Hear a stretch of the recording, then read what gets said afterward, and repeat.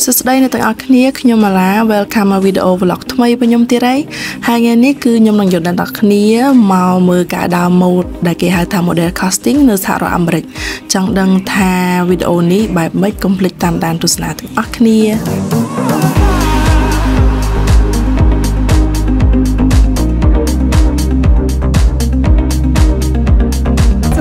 ទាំងអស់គ្នា welcome to video vlog របស់ខ្ញុំទៀតហើយថ្ងៃនេះខ្ញុំបានយកកាមេរ៉ាមកទេអញ្ចឹងហើយរៀងខ្លាំងតិចហើយតែអ្វីដែលខ្ញុំចង់ប្រាប់អ្នកទាំងអស់គ្នាថ្ងៃនេះគឺខ្ញុំបានមកធ្វើ model casting នៅ Seattle រដ្ឋសហរដ្ឋអាមេរិក Washington Seattle ហើយនៅនេះគឺថ្លៃទៀតហើយសម្រាប់ខ្ញុំដោយសារអីខ្ញុំធ្លាប់ធ្វើ model casting ពីមុនណាគឺលក្ខណៈបែបថាក្មេងៗ 7 8 10ហើយ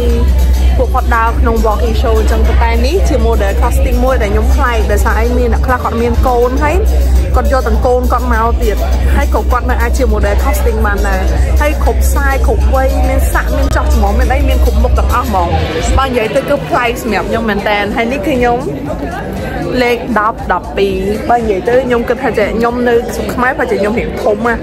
មិនសូវជា fit ជាមួយ model ទេប៉ុន្តែនៅនេះគឺអូខេហ្មងគេធំជាងយើងច្រើនណាហើយមួយទៀតខ្ញុំចង់និយាយថានិយាយទៅដំណាក់កាល flow គេគឺល្អអ្នកទាំងអស់គ្នាដូចថាគេវាស់តាំងពីខ្សែចង្កេះភូមិយើងអស់ហើយគេឲ្យយើងថតរូបហើយគឺយើងចាប់តាមតម្រង់ជួរដើរនៅក្នុង show របស់គេហ្នឹង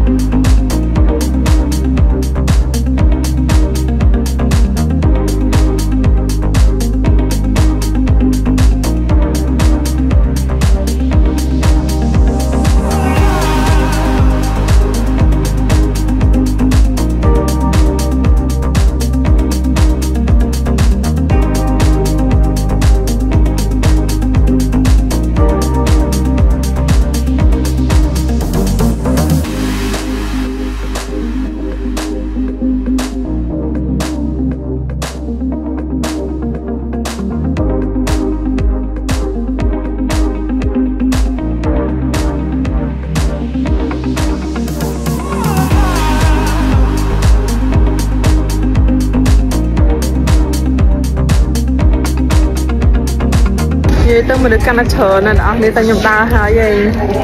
ខ្ញុំមានអារម្មណ៍ថាវាថ្មីសម្រាប់ខ្ញុំប៉ុន្តែខ្ញុំសប្បាយចិត្តពីព្រោះអីខ្ញុំគិតថា at least ខ្ញុំបាន try វានៅអាមេរិក lucky number